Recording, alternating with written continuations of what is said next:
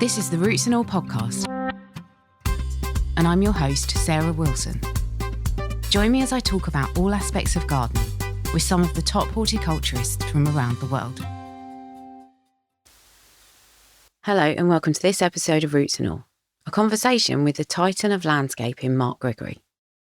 Mark is a designer and the founder of Landform Consultants, a multi-award-winning design and construction company. Mark has decades of experience shaping gardens, from private spaces to show-stopping exhibits at events like the Chelsea Flower Show, where he's been a celebrated figure for decades.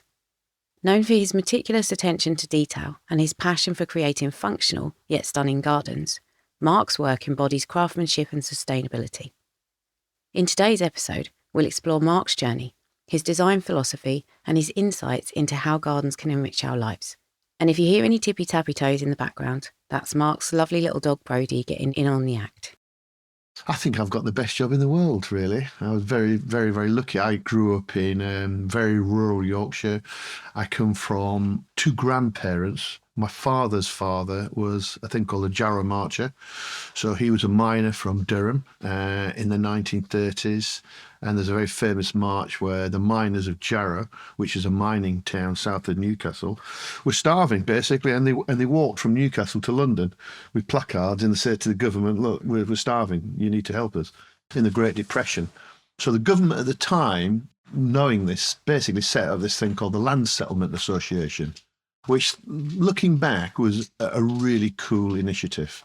So what they did, they got parcels of land up and down the country called the Land Settlement Association, LSA, and they were up and down everywhere.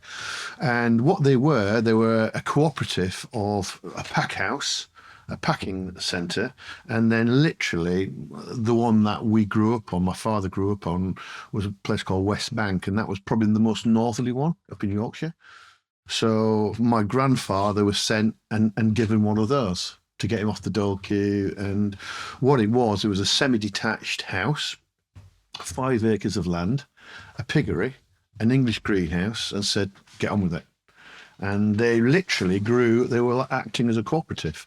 So, they had probably 60 associated allotments, and they were all pooling into this collective. And the collective basically sorted out the marketing. So you wanted to hire the plough, so that you'd go and say, I want to book the plough horse to plough the land. You'd come, you'd go on the sleigh, money would come off the sleigh. So my father grew up in the late 30s, kind of war years, with him and 7 brothers and a sister, and my grandmother and grandfather. So he had a kind of ready-made kind of workforce. They had bees, they had vegetables, they had pigs, they had hens. It was completely like, a good life existence. And he grew up like that. All his brothers, bar a couple, went to war and never came back, got shot and got killed. But the rest of them became builders. So my father got dragged to follow the other brothers into building, to become a bricklayer. But my father kind of grew up with this pure horticulture growing, and that had a massive effect on him. My mother, her mum and dad had the same situation, but she only had one brother. My grandfather, my dad's father, had this ready-made workforce, so he really put it to good use, highly successful. And my mother's father struggled to make it pay, but that's how they met, and so the horticulture's in them. And my father, post-war years, was rebuilding, like a lot of things in Leeds University. We were making big money, and my father was a frustrated gardener. Probably the best gardener I've ever met, uneducated gardener. Could grow anything, could put his hand to anything, just amazing. And I grew up with him building his house, him being frustrated gardener and trying to grow things and really very, very good. So I grew up kind of with all that in my blood, really. I wanted to become a builder. My father taught me out of it. And every chance, our house was full of horticultural books, gardening conversation, coupled with building. So I suppose what I do now is epitome of all that, really. And interestingly, one of his brothers, the one brother actually went to war and survived just about. He was on motor torpedo boats and got shot up out of Dover, badly, almost kind of fatally wounded, but not just about survived. Retrained in horticulture. and then went back to the Land Settlement Association, which then had become a really very commercial horticulture. It had gone from this good time living to modern salad production and selling to M&S and all the big supermarkets. Very slick. And my uncle Gordon, basically, I worked for him. I worked for him as in the weekends. I worked for him in the holidays. I worked for him when I left school. So I left school at 16 with moderate qualifications, just about winged it through. And I went to work for my Uncle Gordon. My Uncle Gordon was incredible, highly motivated. And that's where I think I've got my work ethic from, my kind of get up and go. And he taught me how to work, really. He taught me the ethics of work. It was him and his wife. A couple of ladies used to come and do the cropping, but I was his kind of gopher. I did everything and I worked really, really hard. And I did that for a couple of years. He had 5 acres of heated glass, cucumbers, tomatoes, lettuce, celery, all inside crops. And I got to the point where, I was 16, had a scooter, started dating girls, drinking beer, and life was okay. And it was my father just kept on to me. Go to college, get an education. So in the end, I went to college just to shut him up. I really did. So I went to Lancashire College at the age of 17, 18 to do a 1-year national certificate in horticulture, in amenity horticulture. And I actually got there and I really loved it. And I just soaked it all up. And then I went from there, I went to Askham Bryan in Yorkshire and did a 3-year diploma. And that's really when it kind of got me, really, about horticulture and just what it could do. And I managed to blag my way into RHS Wisley and did my middle year at Wisley, which probably to this day was probably the happiest year of my life, because I just, to get into this cathedral of horticulture, and you bear in mind, I hadn't really travelled out of Yorkshire. It was kind of, Sleepy Hollow there. And to come to the hallowed RHS and Wisley, I can still get that feeling of what it felt like, It's quite funny. I actually came for an interview because we had an industry liaison lady at Askham Bryan, and she was in charge with putting people into their industrial placements. And she said, what do you want to do for your industrial placement? So I'd like to go to RHS. We said, oh, no, you can't go there. No, we've sent some bad students. All the students are messed up, and we haven't got a very good reputation in the RHS. We said, no, you can't go there. I was thinking more of a parks department, And I thought, look at that. So I actually wrote to RHS Wisley on my own, got myself an interview and didn't tell her, bunked off college to go for the interview. This is before mobile phones I ain't got a clue where Wisley was. Kind of got on a train, got to London, got out to West Byfleet and kind of figured it out. And I walked from West Byfleet to Wisley. And it was Chris McKell, who was the director of Wisley at the time. And I walked into Wisley and I cannot tell you the feeling of like, just that grandeur and that feeling of quality and that feeling like, I was 18, 19. And just that feeling that will never forget me. And he said, how have you got down today from Yorkshire? I said, I got the train and walked. Well, you walked? Where did you walk from? So I walked from West Byfleet. What, you walk from West Byfleet? And so I actually thought, don't people down the South of England walk? And it was, only 4 miles or something like that. But that's what got me in. I swear that got me in. And I was just like a sponge. I just absolutely loved it. I just was so happy, grateful to be there. And I just completely embraced it. And I was working with people like, they were under me, Steve Woodhams, Dan Pearson, those people. I was like a sponge. It was the happiest year of my life. And then I went back to Askham Bryan, finished my diploma, and then was spat out the other end. And I got a job down at Squires running there, as assistant contracts manager and a landscape. So Squires were a very traditional garden centre, and still are a garden centre company, but they'd started as landscapers in 1935. And we were the landscape arm of the garden centre. And I'd got there and I was 21. Within 6 months, the manager left. And at 22, I thought, bloody hell, if I got to step up to this, I'm going to get sidelined here. So I said to Colin Squire, who's still around, and I'm still very friendly with him, can I have that job? I didn't know my ass from my elbow. But what I did have is I had a lot of drive and ethics to do business and took it really seriously. And that's how it started, really. So probably at 22, I would have been, I took over the running of Squire's Landscape. We were doing local garden centres, little bits of patios, bits of fencing, the odd bit of design, but nothing great. And it was then I started to court the icons of garden design. And garden design really wasn't to the masses then. It was, and I was starting to work for people like John Brooks, Robin Williams, David Stevens, that old guard. They were the kind of pinnacle of the garden design movement in the UK, I think. And I started to work for them in the early 80s. And, you know, we were doing jobs, huge jobs. When I think back, I was doing jobs £300,000-400,000 back in the early to mid 80s. I ain't got a clue what I was doing. Really, just didn't have a clue. I had no clue about business. And I was pricing it all myself and Colin Squire. The Squires were very happy because I wasn't making too many mistakes. I was making mistakes, of course, but they just trusted me and I loved it. Absolutely loved it.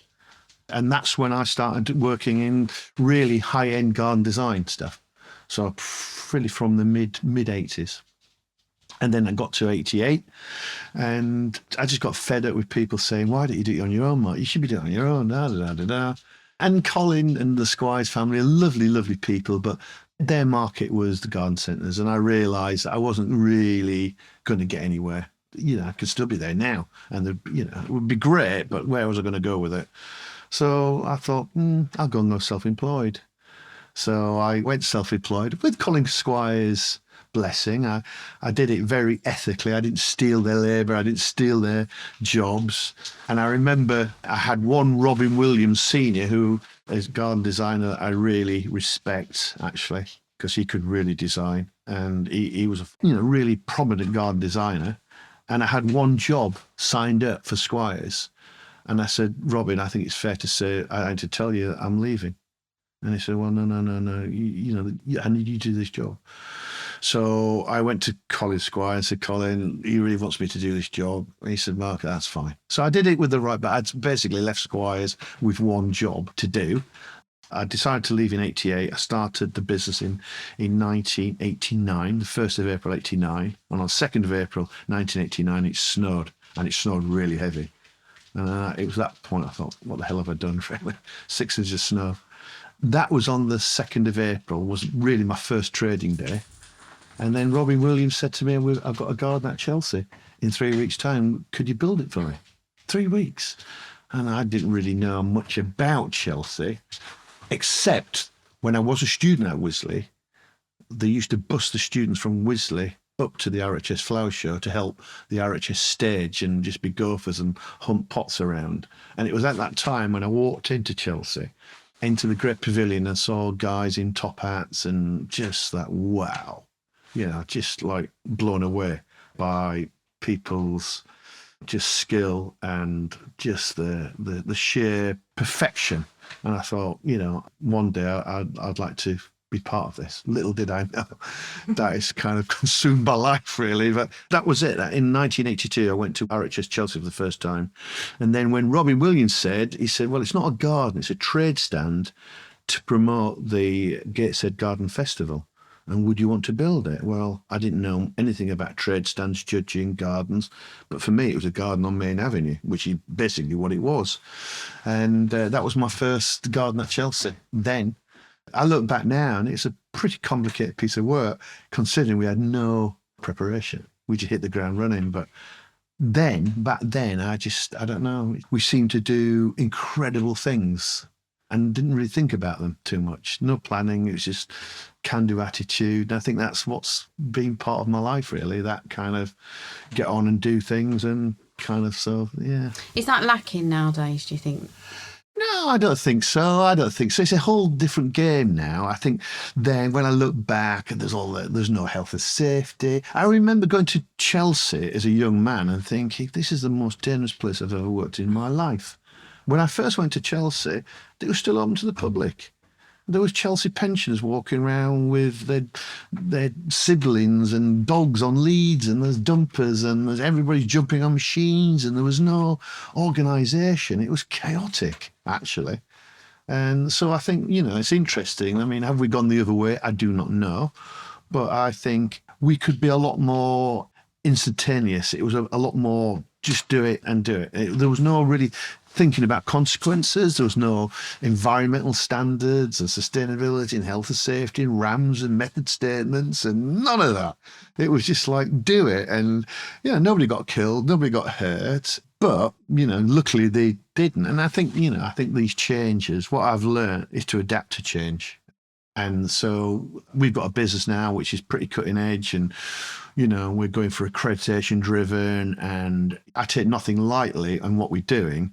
But I think that there's a raft of people now who are very, driven in different ways, and a lot of the technology, a lot of the marketing, the social media side is completely different from when I started. I mean, I am that old. I didn't have a mobile phone. I was the first person at Chelsea to have a mobile phone. I mean, it sounds ironic, but it's really funny in the sense. I remember people coming down Main Avenue. Are you Mark Gregory? Are you the guy with the mobile phone? Can I phone Travis Perkins? I mean, it's a joke. Seriously. And prior to that, I remember being in a landscape office at Squires, and we installed this thing called a fax machine. I thought it was a bloody incredible bit of kit. It was absolutely mind-bending. I still think about those days when I put something in and send it and it comes back. Incredible. It's incredible technology. And actually, all joking, I was listening to the radio the other day, and a lot of banks and stuff still use facsimile, still use it. It's old technology. It was a discussion about old technology, and some of it kicking and screaming because the nursery trade loved pricing. You sent a document, a plant schedule, and they just handwrite it on it faster. A lot faster than retyping emails and stuff like that. So, I remember that facsimile machine, and then I remembered that we had two-way radios. We didn't have mobile phones. We had two-way radios in the vans and the trucks, and then we got car phones, which were LCD telephones. Then we got transportables, which basically were like a lorry battery with a telephone on the top. And then I got my first mobile phone. My first mobile phone was a Panasonic, and it had a car kit and a portable, and I thought I was the most coolest guy. But that phone was something like £1,800 in 1990, 91, 80, something like that, around that time. But one of the challenges is keeping current, is avoiding the saying, well, we've always done it that way and we're always going to do it that way. The training that I had in horticulture, it's changed. Things that I was taught to do in college 30, 40 years ago are redundant technology, redundant specification. So I like, and I think I pride myself on the ability to keep changing. I don't mind getting old, but my fear of getting old is thinking like an old person. That's the truth. So I surround myself by young, bright people, brighter than me, and roll with it. And generally, I'm kind of comfortable with that. But yeah, it's different. Modern business is a lot different. I remember an old guy saying to me a long time ago, very successful builder, he said, I feel for you young people. He said, back in the day when I was doing main construction, if somebody was like unhappy, they would write to you. They would compose a letter, they'd put it in the post, 2 days later you get it. Some of those problems have been resolved by then, or this diffusing. But now, people, I sent you an email 10 minutes ago, I haven't had a reply. There's a lot more pressure. There's a lot more pressure to do business and that side of it. So I think it's probably harder to be on top of your game right now than I think it ever was, really. I like that approach to flexibility because I think it is key. But when you were talking then, obviously the industry's changed, but have you changed? Are you tapping more into the creative side now? It's interesting. I don't like to be pigeonholed. I really, really don't want to be pigeonholed. He's Mark. He's a landscaper. He's a hard landscaper. It kind of pisses me off when people want to put me in a box. So I'm incredibly inquisitive. I like to know. So, I've got a pilot's license. I've got a motorcycle license. I've got a HGV license. I want to be able to do things. I want to understand IT. I want to understand things. I want to be able to talk to guys at ground level. I want to talk to lords and ladies and various things. I want to talk about trees and plants and pure horticulture, but I also want to understand really technical construction. So I think that's, for me, what this industry is so good at, because if I meet anybody in this industry, oh, I'm bored of that. Nah, you never ever say you're bored. I mean, it's such a huge cathedral, and if you're doing it properly and lifting the bar in whatever sphere you're in, then how can you say you'd be bored? You've never got to the end of it because it's evolving. The technologies now we can implement ourselves, and I'm still getting asked to speak at things, and that's the danger. When people start asking you, you ain't got nothing to say anymore. You're done. So I think what's important for me is to keep abreast of technologies, bit of cut through and share, and just be very transparent and open. So I often say every day is a school day, and it is. Every single day it's new, and I think it's very exciting. The downside of it is, of course, it's really hard to be consistently really highly profitable, because you're learning new technology, you're learning how to do things, you make mistakes. The lads are not used to building things or designing things. Or on one hand, it's really creative on that side, but on the other side, it can cost you money. And you asked me a question about creativity. I've worked with some of the best artisans probably in the world, design-wise. And if you're passionate and good at what you do, then, things rub off, spatial design and how things go together. So I'd never say I'm a top flight designer. I got 6 gold medals at Chelsea, personal, as design. But I never really talk about that. I'm not that bothered about that. I just like being part of the process. And I think actually to be able to talk to somebody with a good understanding of design and horticulture. There used to be many times when I was a young landscaper, if somebody said, "Are you a gardener?" I would get the right hump. I'd almost think it's a bit of a put down. They were putting me down. And I used to get very protective and really silly about it. Now, I think it's probably the best thing they could say. I think it's a massive accolade to be called a gardener. I actually celebrate, yes, I'm the gardener. When I met my wife, she said, "What do you do?" I said, "I'm a gardener from Chelsea." And it wasn't a put down. It's just because I am. I'm a gardener from Chelsea. That's what I am, a gardener. I'm a landscape gardener, but I'm a gardener. So I think my attitude is I'm very comfortable being called that now, where I wasn't before. Quite interesting. Yeah, very. Yeah, it is. But I think, a wise man said, if you find something you enjoy to do, you'll never work another day in your life. And you're lucky, I'm that man. I love doing it.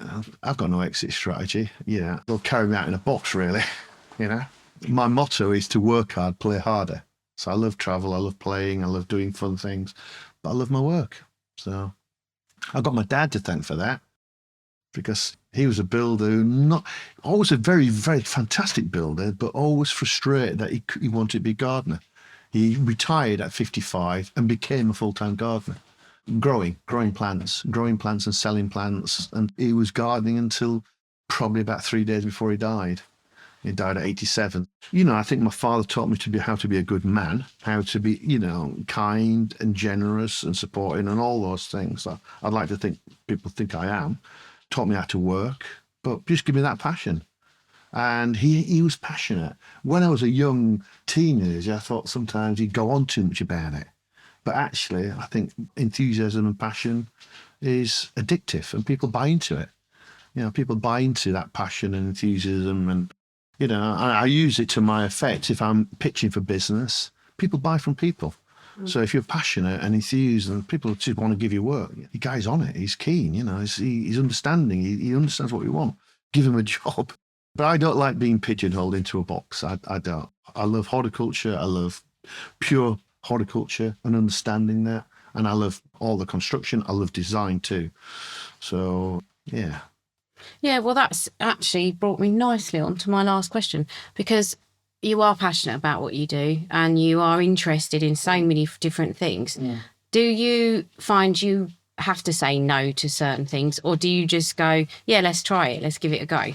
Yeah, that's a really good question, actually. I think I've got better on saying no. Before, it was almost like, I don't think you can do this. This is a bit too complicated for you. And that would be a red rag to the bull. I've never walked away from something because it's too complicated. I've walked away from things because there's not enough money to do it, or there's not enough time to do it. But no, that's been probably the good thing and the bad thing, that I don't know bounds. So some of the stuff that I've built at Chelsea, is it stupidity? Is it arrogance? I don't think so. I think it's just being comfortable with your ability. And right now I'm in the sweet spot of saying, yeah, that can be done. We can achieve that. For that money, we can achieve that, and delivering it. And that's why I like Chelsea. That's really the drive for me. It's that adrenaline-fueled journey of getting a set of plans and building something world-class in 17 days. No excuses, no buts. That didn't turn out, so we couldn't deliver that. It rained because we couldn't do that. Do it. And that, I find that just exhilarating, actually. So I think we do probably say no a lot more than we did. So, like, geographically, I haven't got the stomach or the energy now to be going way out of our comfort zone. So geographically wise, we would turn things away. And I'm still not pressured. We'll take on tiny pieces of work because I really like them, because I find it a really inspiring piece of work. So I'd like to think the feeling of the company, we haven't changed. We're not up ourselves. We'll still, if we're like those people, this is probably sums it up for me, really. So I live by a code on work, and that code is got to do three things. Sarah Ebley, many years ago, spoke to me about it. It's not my concept. I've adopted Sarah's concept. It's the thing I believe in, and that is anything I do now has got to do three things. It's got to make money. It's got to be profitable. Because if I'm not making profit, I can't reinvest in training, equipment, and really process. So it's got to make money. It's got to be fun, and I've got to dine out on it.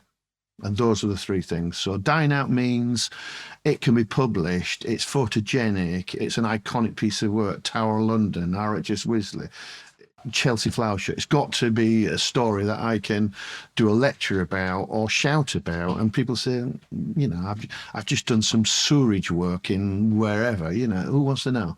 It might be a profitable piece of work. So for me, it's got to do those three things. And actually, it's really good then, because that itself, just, can we make money on it? Have we got the right skills? No, it's not. It's completely off-grid. Is it fun? Or is this going to be a really hard slog? It's going to be a hard slog. Let's not do it. And can we dine out on it? And so my business model is quite simple. That is genius. Absolutely genius. Well, as I said, I would like to say it's my idea, but Sarah Edley told me about 10 years ago, and I thought, bloody hell, that's a great idea. It's a great way of filtering what's important to you.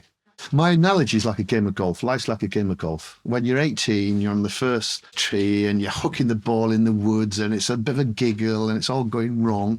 When you get to 40, you're on the 9th hole. And you think, you've got mortgage, you've got family, you've got all these things going on. It's all getting a bit serious. Well, Sarah, I can see the clubhouse. I'm that close to checking out. So every stroke I take now has to matter. It has to be meaningful. I don't want to waste time. I don't want to work for arrogant, rude people. I want to still do great work. And so everything I do needs to be considered, actually. I live by that code too, I can see the clubhouse. I'm on the 17th hole, maybe 16th, 17th. Not far. Not many shots left to play. I don't believe it. Well, no, I'm going down fighting. They're not taking me alive, for sure. And I think all that is, okay, if you get ill health, then that limits you and that's unfortunate. But if you've got good health and you think like a young person, what's to stop you? And this industry promotes that as well. Some of the people that you meet, certainly through the RHS stuff, amazing, talented horticulturalists, growers and exhibitors and stuff, and I just think there's too many to name. So, I might get a set of steps named for me at Chelsea Flower Show. Thank you very much to Mark for sharing his experiences, and thanks to you for listening.